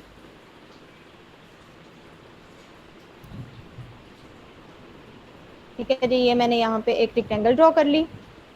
रिक्टेंगल ड्रॉ करने के बाद अब मैं उसका लेफ्ट वाली साइड बनाने लगी हूँ। लेफ्ट साइड बनाने के लिए इसका मैंने रेफरेंस पॉइंट सेलेक्ट किया, और इसकी विड्थ को पकड़ के मैं 8 कर दूंगी, एंड इट्स डन। अब इन दोनों की सिलेक्शन लेके तो मैं इनकी कॉपी एक जनरेट करूंगी। कॉपी जनरेट करके तो ये मैंने लेफ्ट साइड भी बना ली, ये मैंने इसकी बैक साइड बना ली, ये मैंने सॉरी ये मैंने इसकी फ्रंट साइड बना ली, ये मैंने इसकी बैक साइड बना ली, ये मैंने इसकी लेफ्ट साइड बना ली, और ये मैंने इसकी राइट साइड बना ली। तो ये मेरी चारों साइड जो है वो बन गई हैं। साथ में अब हम इसका पेस्टिंग एरिया बनाते हैं, लास्ट टाइम की तरह मिस ना हो जाए। यहाँ पे इसी की कॉपी एक लूँगी, और यहाँ से इसकी विड्थ जो है वो मैं 1.75 सेंटीमीटर। अब देखें इसका रेफरेंस पॉइंट फिर सेलेक्ट नहीं किया हमने, तो इसकी वजह से ये लेफ्ट की तरफ को मूव कर गया। तो 1.75 इसकी मैं पेस्टिंग एरिया ले रही हूँ, ठीक है जी, एंड इट्स डन। ये हमारा जो बॉक्स है तकरीबन वो हमने उसकी साइड्स जो हैं वो बना ली है, ठीक है जी। पेस्टिंग एरिया की यहाँ से डायरेक्ट सिलेक्शन टूल लेके यहाँ से इसको 2 पॉइंट्स आपने मूव करा देना है। इसी तरह ही इस वाले एंकर पॉइंट को सिलेक्ट करके इसको 2 पॉइंट्स मूव करा देना है, ठीक है। मूव कैसे करवा रही हूँ कि जो हमारे कीबोर्ड के ऊपर एरोज बने होते हैं ना, वो अपवर्ड वाला एरो जो है वो मैं इस तरफ करने के लिए इसको मूव कर रही हूँ, और डाउनवर्ड वाला एरो इसको इस तरफ करने के लिए मूव कर रही हूँ, ठीक है जी, यूज कर रही हूँ। अब हम इसके फ्लैप्स बनाएंगे। जो ऊपर वाला फ्लैप है वो सेम एज इट इज ही बनेगा। ये वाला हम फ्लैप बना लेते हैं, और फिर हम इसके लॉक्स की तरफ आते हैं जो हमारा मेन काम है। इसको मैं प्रॉपर एडजस्ट कर लूँ।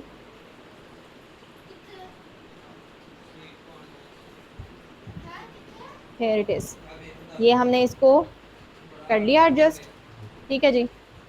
अब हमने इसकी जो लेंथ है वो हमने कम करनी है, इसकी जो हाइट है वो हमने कम करनी है। तो इसकी हाइट ऑलरेडी मैं बता चुकी हूँ कि इसकी जितनी विड्थ होगी उतनी इसकी हाइट होगी हमारे फ्लैप की। तो 8 सेंटीमीटर इसकी विड्थ है, तो इसकी जो हाइट होगी वो 8 सेंटीमीटर होगी। यहाँ से इसकी 18 सेंटीमीटर हटा के तो हम लोग रखेंगे इसकी 8 सेंटीमीटर, ठीक है जी।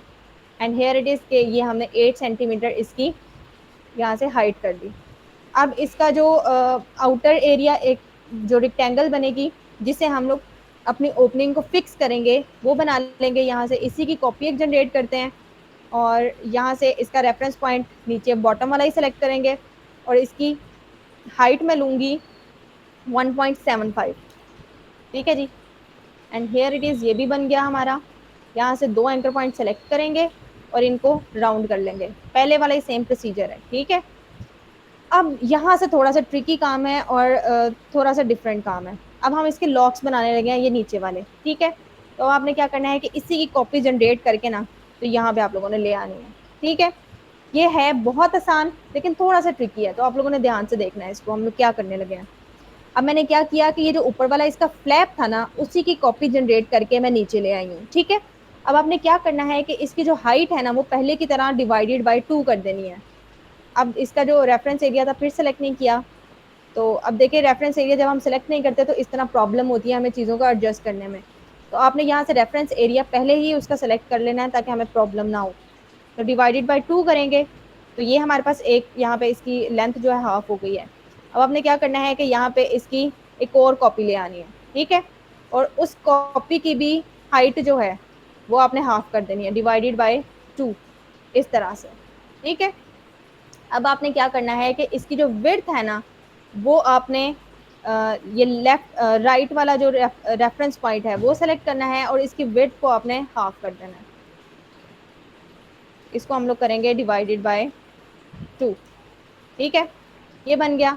अब इसकी जो विड्थ है ना, आपने इसको एक दफा और डिवाइड हाफ कर देना है, डिवाइडेड बाय 2, और ये हमारे पास ये एक शेप बन के आ गई है।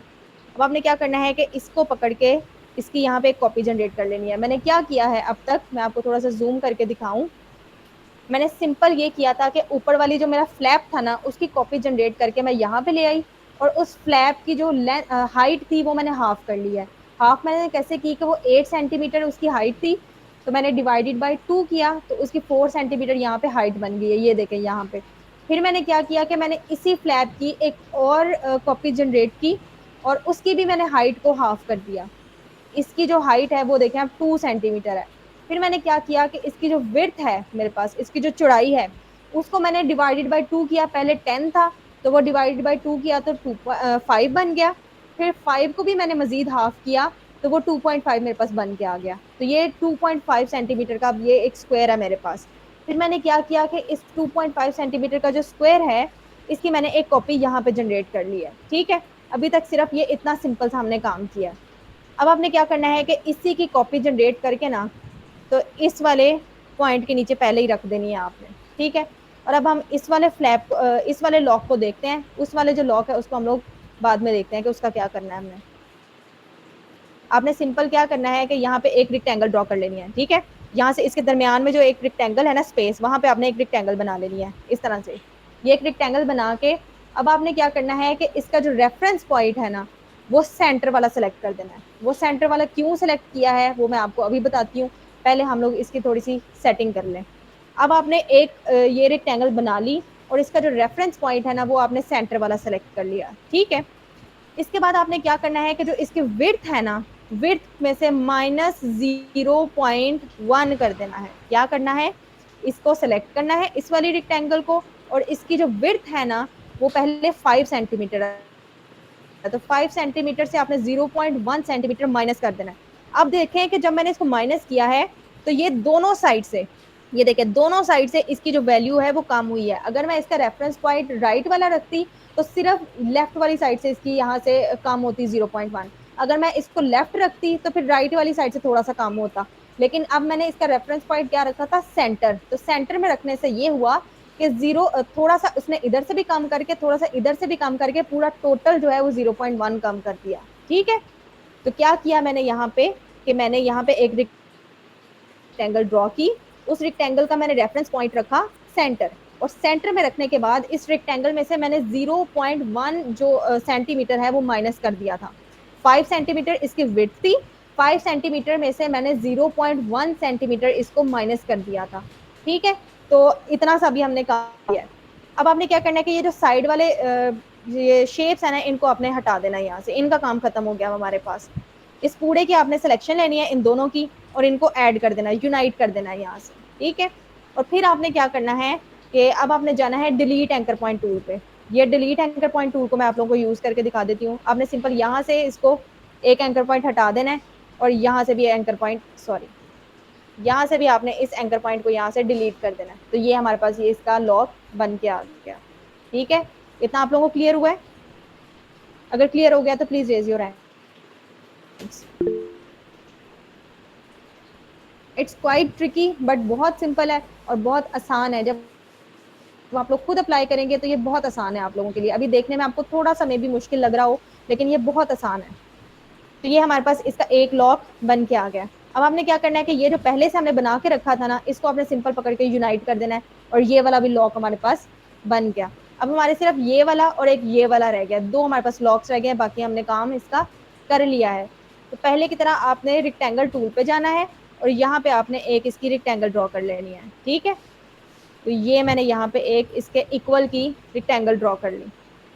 अब आपने क्या करना है कि इस रेक्टेंगल की जो हाइट है वो हाफ कर देनी है। अभी इसकी हाइट है 6 सेंटीमीटर।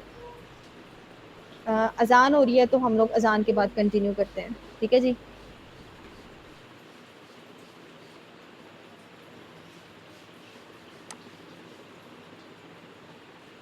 स्टार्ट करते हैं दोबारा। तो अभी हम लोग क्या कर रहे थे कि हमने 2 लॉक्स इसके बना लिए हैं, जो इसके सेंटर वाले 2 लॉक्स रह गए हैं, वो अब हम बनाने लगे हैं। तो वो किस तरह से बनाने हैं वो अब हम देखते हैं, ठीक है जी। तो मैंने क्या किया था कि पहले मैंने एक ये वाला इसका लॉक बनाया, फिर यहीं से इसकी कॉपी जनरेट करके मैंने यहाँ पे इसका एक लॉक बनाया, और अब हम इसका सेंटर वाला लॉक बनाने लगे हैं, ठीक है जी। तो क्या करना है कि आपने सबसे पहले एक रेक्टेंगल ले लेनी है, ठीक है जी। तो मैंने माइक अनम्यूट कर लिया। हाँ जी। अच्छा जी, तो ये है कि अब आपने एक रेक्टेंगल ड्रॉ की, ठीक है। रेक्टेंगल ड्रॉ करने के बाद आपने इसका रेफरेंस पॉइंट जो है वो आपने ऊपर वाला सेलेक्ट कर लेना है, ठीक है। सबसे ऊपर वाला रेफरेंस पॉइंट जब आप सेलेक्ट कर लेंगे तो जितनी भी वैल्यू कम होगी ना, जितनी भी शेप आपकी छोटी होगी वो नीचे वाली साइड से छोटी होगी, ऊपर वहां पे डिस्प्लेस नहीं होगी, ठीक है। तो अब हम क्या करेंगे कि इसकी अभी हमारे पास है 6 सेंटीमीटर इसकी हाइट, तो हमने इसकी हाइट को हाफ करना है। तो हम कैसे करेंगे कि यहाँ पे हाइट पे आके डिवाइड का साइन लगाएंगे और 2 लिख देंगे, तो ये इसकी हाइट जो है वो हाफ हो जाएगी हमारे पास, ठीक है जी। इसकी हाइट हमारे पास हाफ हो गई। अब आपने क्या करना है, इसकी एक कॉपी जनरेट कर लेनी है, इसकी एक कॉपी नीचे ले आनी है, बिल्कुल इसके साथ आपने अटैच कर देनी है। इसकी कॉपी लाके अब आपने क्या करना है कि इसकी जो विड्थ है ना, आपने सबसे पहले इसका रेफरेंस पॉइंट सेलेक्ट कर लेना है, लेफ्ट वाला, ठीक है। और अब आपने करना क्या है कि इसकी जो विड्थ है ना उसको डिवाइडेड बाय 2 कर देना है, 2 पे डिवाइड कर देना है। हमारा जो ये वाले डिजाइन है ना, इसमें रेफरेंस पॉइंट का बहुत मेन रोल है। आप लोगों ने रेफरेंस पॉइंट अच्छे से सेट कर लेना है इसका। अगर आप नहीं भी सेट करते हैं तो फिर ये होगा कि आप लोगों को मैनुअली चीजें सेट करनी पड़ेंगी। फॉर एग्जांपल अगर मैं इसका रेफरेंस पॉइंट सेलेक्ट नहीं करती, सेट नहीं करती, तो वो इस तरह से होगा। और अगर मैं इसको राइट इधर लेफ्ट साइड पे अलाइन करना चाह रही तो फिर मुझे इसको मैनुअली पकड़ के करना पड़ेगा। तो हम लोग चीज़ों को प्रोफेशनली किस तरह से लेके चलते हैं कि हम लोग पहले ही उसका रेफरेंस पॉइंट जो है वो हम लोग इंडिकेशन दे देते हैं हम इलिस्ट्रेटर को कि हमें इस तरफ को हमारी शेप को लेके जाओ। तो इससे ये होता है कि हम लोगों को खुद पकड़ के फिर मैनुअली नहीं करनी पड़ती चीज़ें, वो खुद ब खुद इलिस्ट्रेटर ही उनको उस तरफ को सेट कर देता है, डिस्प्लेस नहीं करता। अब आपने क्या करना है कि इन दोनों बॉक्सेस को सेलेक्ट करना है और यहाँ से पाथ फाइंडर में जाके आपने इनको यूनाइट कर देना है, ठीक है। यूनाइट करने के बाद आपने क्या करना है कि यहाँ से माइनस एंकर पॉइंट टूल, मतलब कि डिलीट एंकर पॉइंट टूल लेके, तो ये वाला जो एंकर पॉइंट है ना इसको बस डिलीट कर देना है यहाँ से। ये आप लोग डिलीट कर देंगे। और हमने एक अभी प्रेफरेंसेस का लास्ट वाला जो हमारा लॉक था उसमें हमने पढ़ा था काम कि हम लोग जब मतलब परफेक्टली अपनी जो शेप है उसको किसी किसी एंकर पॉइंट को एक स्पेसिफिक अमाउंट पे मूव करवाना चाह रहे हैं, एक स्पेसिफिक वैल्यू पे मूव करवाना चाह रहे हैं, तो हम लोग उसको प्रेफरेंसेस में कीबोर्ड को वैल्यू दे देते हैं कि इतना ही सिर्फ मूव करवाना है, ना इससे ज्यादा करवाना है ना इससे कम करवाना है। अब मैं चाह रही हूँ कि यहाँ से ये वाला जो एंकर पॉइंट है ना मेरा, ये वाला जो एंकर पॉइंट है ये वाला, इसको मैं 1 सेंटीमीटर इस तरफ को मूव करवाना चाह रही हूँ। तो मैं 1 सेंटीमीटर ऐसे ही पकड़ के अगर इधर को ले आऊंगी ना तो मुझे नहीं पता चलेगा कि ये परफेक्टली 1 सेंटीमीटर गया भी है या नहीं। तो इसको अगर परफेक्ट करना है तो प्रेफरेंसेस में जाना है और यहाँ पे इसको वैल्यू दे देनी है 1 सेंटीमीटर। जब आप इसको 1 सेंटीमीटर दे देंगे तो अब आप इसको सेलेक्ट करके जब एरो राइट वाला एरो क्लिक करेंगे तो ये सिर्फ 1 सेंटीमीटर इस तरफ को मूव करेगा, इससे ज्यादा मूव नहीं करेगा, ठीक है जी। अब हमने ये लॉक तो बना लिया। अब हमें कैसे पता है कि हमने जो लॉक्स बनाए हैं वो हमारे ठीक भी बन रहे हैं कि नहीं। तो उस चीज को अगर आपने देखना हो कि हमारे लॉक्स ठीक बन रहे हैं या नहीं, तो आपने क्या करना है कि ये जो बाहर वाले 2 लॉक्स है ना इन दोनों की सिलेक्शन ले लेनी है, बाहर वाले 2 बॉक्सेस की। फिर इनकी एक कॉपी नीचे ले आनी है, ठीक है। अब ऊपर से आपने भूल जाना है। अब हम नीचे देखने लगे हैं, जैसे वो मैथ में आप लोगों ने देखा होगा 10th क्लास में हम लोग क्या करते थे, प्रूफ वाले क्वेश्चन करते होते थे मैथ्स में। 10th स्टैंडर्ड में हम लोग करते थे कि प्रूफ वाले क्वेश्चन करते थे, हम लोग आंसर ले आते थे, फिर हम जो क्वेश्चन होता था उसके अंदर आंसर डाल के उसके अंदर आंसर उसके ऐड करके तो हम लोग उसकी वैल्यू चेक करते होते थे। अगर दोनों साइड पे इक्वल आ जाता था, लेफ्ट हैंड साइड और राइट हैंड साइड, हमें पता चल जाता कि हमारा आंसर ठीक है। तो अब हम वही प्रूफ रीडिंग का यहाँ पे करने लगे हैं। हम लोग देखने लगे हैं कि हमारे लॉक सही बन भी रहे हैं नहीं, हमारा जो बॉक्स है वो सही से बंद होगा भी कि नहीं।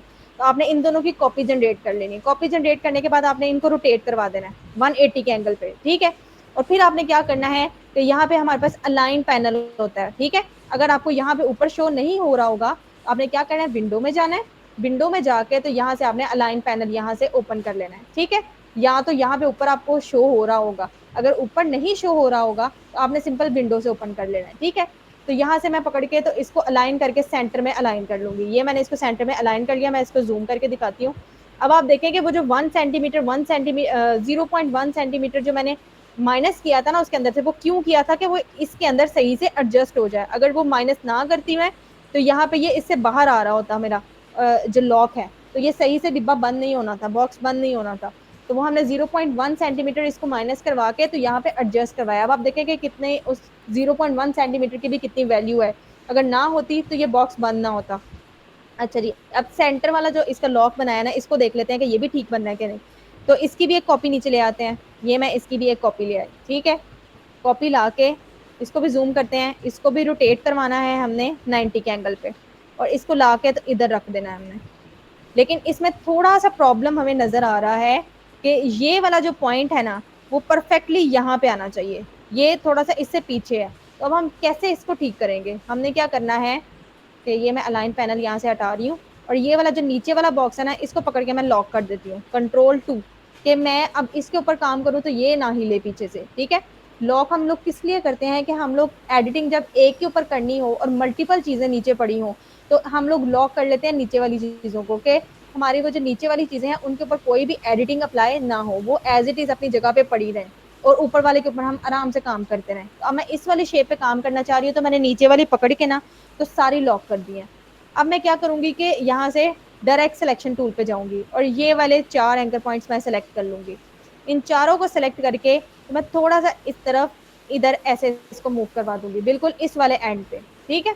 इस वाले एंड पे मैंने इसको मूव करवा दिया। अब आपने क्या करना है कि ये वाले जो 2 एंकर पॉइंट्स है ना, इनको सेलेक्ट करके तो आपने इस शेप के सेंटर में इसको लेके आना है, ठीक है। ये सेंटर आ गया। अब मुझे कैसे पता चला कि ये इसका सेंटर है, ये देखें, ये जो पिंक सी लाइन आ रही है, आपको ये नजर आ रही होगी, ये जो पिंक सी लाइन है ना, ये मुझे इंडिकेट कर रही है कि ये मेरे नीचे वाले बॉक्स का सेंटर है। मैं ऊपर वाली शेप को अपने नीचे वाले बॉक्स के सेंटर में लेके आ रही हूँ, इसके ये वाले एज को। अब मुझे ये कैसे पता चला, ये पिंक वाली लाइन कैसे आ गई मेरे पास, तो वो हमारे पास होते हैं स्मार्ट गाइड्स। स्मार्ट गाइड्स हमें इंडिकेट कर रहे होते हैं कि हमारी शेप का सेंटर क्या है, हमारी शेप के यहाँ पे इंटरसेक्ट कर रही है, या हमारी शेप जो है वो यहाँ पे ओवरलैप कर रही है, और वो हम ऑन कैसे करते हैं। हम लोग यहाँ पे व्यू में जाके ये स्मार्ट गाइड्स वाला जो ऑप्शन है ना, इसको चेक कर लेते हैं। जैसे ये मेरा चेक हुआ है अभी, अगर ये चेक ना हुआ होता तो मुझे ये सेंटर वाली इंडिकेशन भी ना मिल रही होती कि मेरी शेप का ये सेंटर आ गया है या नहीं। अब हमने इसको बना लिया ना, अब हमारा ये लॉक बिल्कुल ठीक है। तो अब हम इसको यूज कर सकते हैं वहां पे। ये वाला जो हमारा लॉक बना था ना, ये वाले 2 थे, ये तो बिल्कुल ठीक है, मसला थोड़ा सा इसके अंदर था। तो अब हम ये वाला जो हमने एडिट किया ना, ये वाला लॉक पकड़ के हम यहाँ पे लेके आएंगे, और ये वाला हम लोग यहाँ पे यूज कर लेंगे, ठीक है। इस वाले को मैं पकड़ के यहाँ से डिलीट कर देती हूँ, और इसको मैं यहाँ पे प्लेस कर देती हूँ। एंड हेयर इट इज कि हमारा जो ब्लॉक है, सॉरी लॉक है, वो हमारे रेडी हो गए हैं। इसी की कॉपी मैंने इधर जनरेट की, और ट्रांसफॉर्म में जाके इसको रिफ्लेक्ट करवाया, और ये हमारा बन गया। ये हमने स्नैप लॉक के भी लॉक्स बना लिए हैं। अब हमारी मेन चीज रह गई है ये ऊपर वाली। बस ये ऊपर वाले इसके 2 पार्ट्स रह गए हैं, हमारे पास फ्लैप्स बनाने वाले रह गए हैं। तो वो फ्लैप्स हम जल्दी जल्दी बना लेते हैं। होप्स हो कि ये आपको सबको अच्छे तरीके से पता होगा कि हम लोग फ्लैप्स कैसे बनाते हैं। ये तो अब आपको याद हो गया होगा, फिंगर टिप्स पे होगा आप लोगों के कि फ्लैप्स कैसे बनाने हैं। क्योंकि हम कल भी हमने ये वाले फ्लैप्स बनाए थे, हमने आज भी ये वाले एक के फ्लैप बनाए हैं। तो सेम वही प्रोसीजर है। हाइट इसकी पकड़ के 5.5 कर देंगे। ये देखिए, मैंने रेफरेंस पॉइंट फिर सेलेक्ट नहीं किया, तो ये फिर ऊपर वाली साइड पे मूव कर गया। तो इसका रेफरेंस पॉइंट आपने बॉटम का सिलेक्ट कर लेना है। इसके मैंने वैल्यू ऐड की, हाइट इसकी कम की, यहाँ पे इसको लेके आई, ठीक है जी। और इसको ऐसे जूम करके तो 1 सेंटीमीटर 1 सेंटीमीटर, मैं जुगाड़ नहीं लगाऊंगी, मैं 1 सेंटीमीटर 1 सेंटीमीटर की यहाँ पे स्क्वायर ही ड्रॉ करूंगी, क्योंकि हमने बिल्कुल परफेक्ट बनाना है, हमने कोई इसमें प्रॉब्लम नहीं रहने देनी। किसी तरह भी क्लाइंट हमें रिजेक्ट नहीं करना चाहिए कि भाई डिजाइनर ने सही काम नहीं किया। आपने उसको सही काम करके देना है, और वो सही काम तभी हो सकता है जब आप प्रॉपर मेजरमेंट्स के साथ करेंगे। अगर तुक्के लगा के करेंगे, फिर अगली दफ़ा क्लाइंट कहेगा कि नहीं, इस डिज़ाइनर को नहीं हायर करना। तो हाइट आपने डिवाइडेड बाई 2 कर लेनी है, ये हमारे पास आ गई। इसी की कॉपी उठा के इधर ले आनी है, ठीक है। और यहाँ से आपने गाइड्स लगा लेने हैं। यहाँ पे एक यहाँ पे आ गया, 8 गाइड यहाँ पे लगा लिया, और एक गाइड हमने यहाँ पे लगा लिया।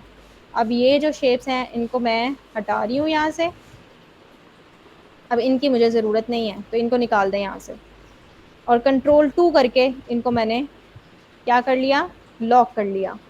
अब यहाँ पे एंकर पॉइंट्स लगाऊंगी 2, एक ये और एक ये वाला, और एक एंकर पॉइंट मैं इधर लगा दूंगी। अब ये एंकर पॉइंट प्रॉब्लम क्यों किया, क्योंकि ये एंकर पॉइंट जो था वो गाइड के ऊपर लग रहा था, और गाइड लॉक है तो इसके ऊपर कोई भी एडिटिंग नहीं होगी। तो इसको जूम करके, सॉरी, इसको ऐसे जूम करके तो यहाँ से शेप के ऊपर लगाते हैं। ये एंकर पॉइंट हमने लगा लिया। अब इन गाइड्स को भी पकड़ के हटा दें यहाँ से, इनका भी कोई काम नहीं है। और ये हमने निकाल दिया इनको यहाँ से। अब आपने ये ऊपर वाला जो एंकर पॉइंट है, डायरेक्ट सिलेक्शन टूल से इसको सेलेक्ट कर लेना है। और अब आपने इसका पहले ना प्रेफरेंसेस से ये सेट कर लेना। अभी देखिए, अगर मैं प्रेफरेंसेस से सेट नहीं करती तो ये देखें, ये पूरा 1 सेंटीमीटर मूव कर गया, लेकिन मुझे 1 सेंटीमीटर मूव नहीं करवाना, मुझे इसको एक एक पिक्सल आगे लेके जाना है। तो यहाँ से आप लोग जाएंगे और यहाँ पे 1 पिक्सल्स प्रेफरेंसेस में इसकी वैल्यू ऐड कर देंगे। ये अब हो गया। अब आप सिंपल जब इसको मूव करवाएंगे ना तो ये एक एक पिक्सल ही जाएगा, ज्यादा नहीं जाएगा। ठीक है, उसी तरह ही एक एक पिक्सल यहाँ से 2 पिक्सल, सॉरी, मैंने यहाँ से किया, और 2 पिक्सल ही मैंने यहाँ से मूव करवाया इसको। एक पिक्सल यहाँ से कराएंगे और एक ही हम लोग इधर से मूव करवाएंगे, और ये हमारे पास इसका फ्लैप रेडी है। एक मैंने देखा था एक जगह पे फ्लैप उन्होंने क्या किया हुआ था, तो उन्होंने यहाँ से इसकी जो सरफेस है उसको फ्लैट रखा था। फ्लैट कैसे रखा था कि मैंने यहाँ से 2 पिक्सल इसको मूव करवाया ना, तो उन्होंने सिर्फ 1 पिक्सल ही इसको मूव करवाया था। तो इस तरह का फ्लैप भी आप बना सकते हैं। तो वो कैसे होगा कि यहाँ से आप जब मूव करवाएंगे तो सिर्फ ऊपर से 1 पिक्सल इधर को मूव करवाएं और 1 पिक्सल ही नीचे से मूव करवाएं, तो ये मतलब स्ट्रेट वाला बन जाएगा यहाँ से।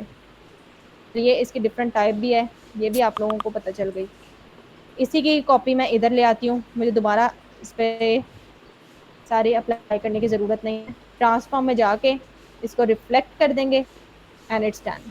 ये हमारा रेडी हो गया स्नैप लॉक का भी। बॉक्स हमने बना लिया है। अब काम आ गया है हमारा ब्लीड का और क्रीजिंग पॉइंट्स का, और वो होप्स हो कि आप लोगों को बहुत अच्छे से याद होगा। तो वो थोड़ा सा स्पीड अप करूँगी मैं काम को। यहाँ से इस पूरे की सिलेक्शन, यहाँ तक आप लोगों को क्लियर हो गया? पहले मुझे ये बताएं, यहाँ तक क्लियर हो गया आप लोगों को? 1 सेंटीमीटर स्क्वायर ही बनाना, कोई और मेजर यूज कर सकते हैं? नहीं, कोई और यूज नहीं कर सकते, क्योंकि इसकी प्रॉपर बॉक्स जो हम लोग बना रहे होते हैं उसके जो लॉक्स होते हैं ना, वो हम लोग प्रॉपर मेजरमेंट्स के साथ ले रहे होते हैं, तो लॉक्स उसके इतने में ही लगते हैं। ज़्यादा वाली मेजरमेंट अगर आप एक चेंज करेंगे तो फिर आपको बाकी भी उसके अकॉर्डिंग चेंज करनी पड़ेंगी। तो हम लोग 1 सेंटीमीटर ही लेंगे उसको, और कोई वैल्यू नहीं लेंगे। ठीक है, ओके जी। तो नेक्स्ट अब हमने करना है, अब इसकी ब्लीड एरिया बनाना है हमने। तो वो क्या करेंगे, Ctrl+C और Ctrl+F और Ctrl+3 प्रेस कर देंगे। Ctrl+3 करके मैंने इसको हाइड कर दिया। अब यहाँ से पाथ फाइंडर में जाके इसको यूनाइट कर देना है। अब ये देखें, यहाँ से ये यूनाइट नहीं हुआ। क्यों नहीं हुआ? क्योंकि मुझे लग रहा था कि यहाँ से थोड़ी सी प्रॉब्लम है मेरे बॉक्स की, तो इसको मैं ठीक से पहले एडजस्ट, फिर हम लोग इसको ऐड करेंगे। अब ये ठीक है। उसी तरह ही इसको भी हम लोग देखेंगे। अगर ये प्रॉपरली इंटरसेक्ट कर रहा होगा ना आपका, तो फिर इसके एडिशन में प्रॉब्लम नहीं आएगी। ये तब ही प्रॉब्लम आती है जब ये दोनों इंटरसेक्ट नहीं कर रहे होते आपस में, ऐसे। अब ये ठीक है। अब हम लोग इसको ऐड करते हैं।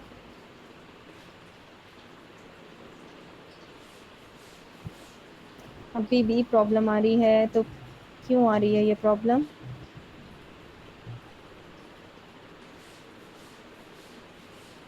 लेट मी चेक, मैं इसको देखूं।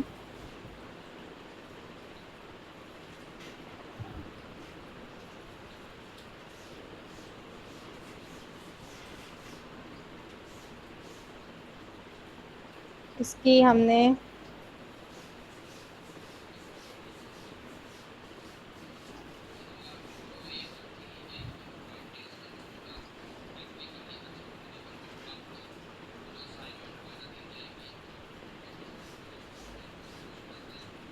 ट्रांसफॉर्म में जाके इसको मैं रिफ्लेक्ट करवा रही हूँ एंड इट्स डन। अब इसकी हम लोग सिलेक्शन लेंगे पूरे की और इसको यहाँ से ऐड कर देंगे। ऐड करके आप लोग इसका वो कर लें, कोई प्रॉब्लम नहीं है इसमें। ऐसे भी क्वेश्चन है किसी का? आई थिंक वो जो लाइंस है ना वो इंटरसेक्ट नहीं कर रही, जिसकी वजह से वो ऐड नहीं हो रही उसको। व्यू पे ऐड जाके, नहीं। व्यू पे जाके ना इसको स्नैप देखे ना, स्नैप, हाँ जी नीचे जाए ना, व्यू पे नीचे, नीचे, हाँ ठीक है, इसको जूम करके एडजस्ट करें तो हो जाएगी। ये स्नैप टू ग्लिफ ख़त्म करें, स्नैप टू ग्लिफ ख़त्म करें, वहाँ पे अनचेक करें इसको। हाँ जी, अब इसको ज़रा एक दफ़ा मूव करके ना, कंट्रोल जी करिएगा। हाँ, अब जूम करें ज़रा। हाँ, अब करें इसके ऊपर एडजस्ट। जब तक लाइन ना शो हो तब तक नहीं छोड़ना। अब ठीक है, इंटरसेक्ट शो हो गया है, अब ओके है। उस साइड वाले को भी करें।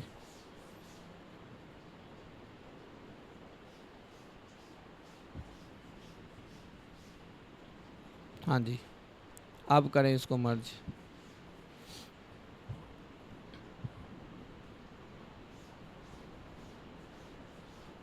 जो फिर इधर साइड वाले बॉक्स हैं उनके में इशू होगा, दोनों में से किसी में तो इशू है, जिसकी वजह से वो उसको मर्ज नहीं कर रहा। मैं जूम जूम करें, करके जूम इसको करें। देखती हूँ।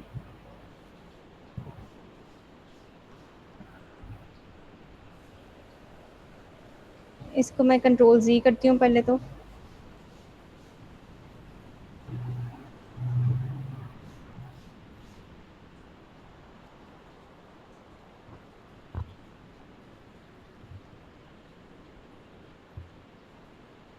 इनके जो पॉइंट्स हैं ये हम लोग इनको दोबारा से अटैच कर लेते हैं यहाँ पे।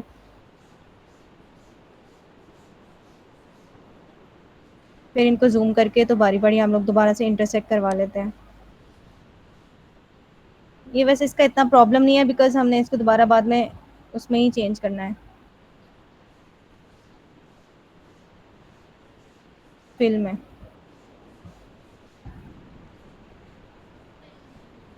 इस तरह से फिर हम लोग इसको भी इंटरसेक्ट करवाना है। ये जब इंटरसेक्ट नहीं कर रहे होते ना तो तब हमारी जो है ये एडिशन में प्रॉब्लम आ रही होती है। अगर ये प्रॉपरली इंटरसेक्ट कर रहे हों आपस में फिर प्रॉब्लम नहीं होता।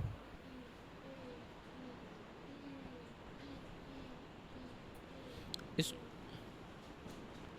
इसको आप शेप बिल्डर से कर लें। Okay sir. या हमने इस तरह से इसको मर्ज कर लिया। शेप बिल्डर आप लोगों को होपफुली यूज करना आता होगा। शेप बिल्डर से ये होता है कि हम लोग शेप्स को एक दूसरे के अंदर ऐड ऑन कर लेते हैं या हम लोग सब्ट्रैक्ट भी कर लेते हैं। जिस तरह के ऐड एंकर पॉइंट टूल होता है ना, यहाँ से ये वाला, यही काम शेप बिल्डर कर रहा होता है कि वो यहाँ पे हम एंकर पॉइंट ऐड कर रहे होते हैं, वहां पे वो शेप्स को एक दूसरे के अंदर ऐड कर रहा होता है। जैसे कि यहाँ पे ये ऐड नहीं हो रही थी तो मैंने शेप बिल्डर को यूज करके सिंपल मैंने इन दोनों शेप्स के अंदर शेप बिल्डर को मूव किया तो ये दोनों ऐड ऑन हो गई हैं। ठीक है, अब हम क्या करेंगे कि इफेक्ट्स में जाएंगे। इफेक्ट्स में जाके पाथ पे ऑफसेट पाथ इसका बनाएंगे। ऑफसेट पाथ बनाने के बाद इसको ओके कर देंगे और पहले की तरह ऑब्जेक्ट में जाके एक्सपैंड अपेयरेंस कर देंगे तो ये हमारी इसकी ब्लीड इसने रेडी कर दिया है। ब्लीड से हम इसका फिल ऑन कर देंगे और यहाँ से हम लोग इसका कोई सा भी कलर ले सकते हैं।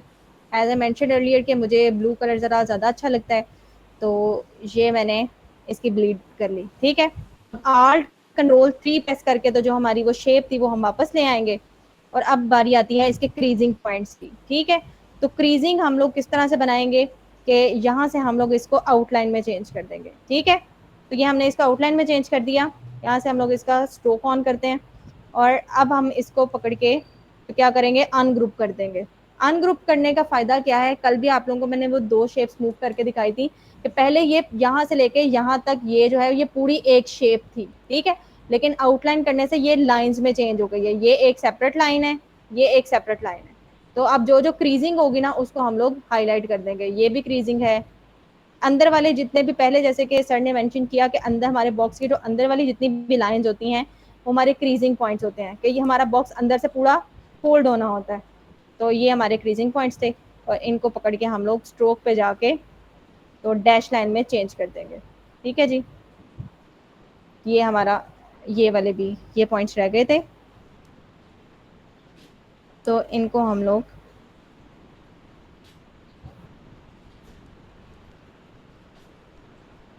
डैश लाइन में चेंज कर देते हैं। ठीक है जी, एंड इट्स डन कि हमारा ये जो बॉक्स है ये हमने बना लिया। ये हमारा स्नैप लॉक बन गया। अब आज हमने क्या किया है, क्वेश्चन है किसी का? अच्छा जी, आज and that's all for today. आज हम लोगों ने क्या देखा? आज हमने ऑटो लॉक बॉक्सेस के बारे में पढ़ा, आज हमने स्नैप लॉक बॉक्सेस के बारे में पढ़ा। ऑटो लॉक बॉक्सेस और स्नैप लॉक बॉक्सेस के हमने पहले मेंशन किया था कि हम तब यूज करते हैं इन बॉक्सेस को जब हमने कोई हैवी वेट वाला प्रोडक्ट अपने पैकेजिंग के अंदर कैरी करना होता है। तो इससे ये होता है कि हमारे जो प्रोडक्ट है ना, उसकी बॉटम वाली साइड जो है वो ज़्यादा आप कह लें कि ज़्यादा सेफ होती है हमारे प्रोडक्ट के लिए, कि हमारा प्रोडक्ट उसके अंदर से गिर नहीं सकता खुल के, ठीक है। तो इन लॉक्स की आप लोगों ने प्रैक्टिस करनी है, और जिसको जो भी प्रॉब्लम हो वो आप लोगों ने पूछ लेनी है ग्रुप में। मैं वहाँ पे अवेलेबल हूँ ग्रुप में, तो आप लोगों के क्वेश्चंस आर मोस्ट वेलकम। आप लोग जब भी चाहें तो आप लोग पूछ सकते हैं, आप लोग जब प्रैक्टिस करें, ठीक है जी। तो आप लोगों ने प्रैक्टिस करके तो मेक श्योर करना है कि आप लोगों को इसकी लेक्चर की समझ आ गई है या नहीं। अगर आपका अब तक कोई क्वेश्चन है प्रेजेंटली तो आप लोग पूछ सकते हैं। क्लैप।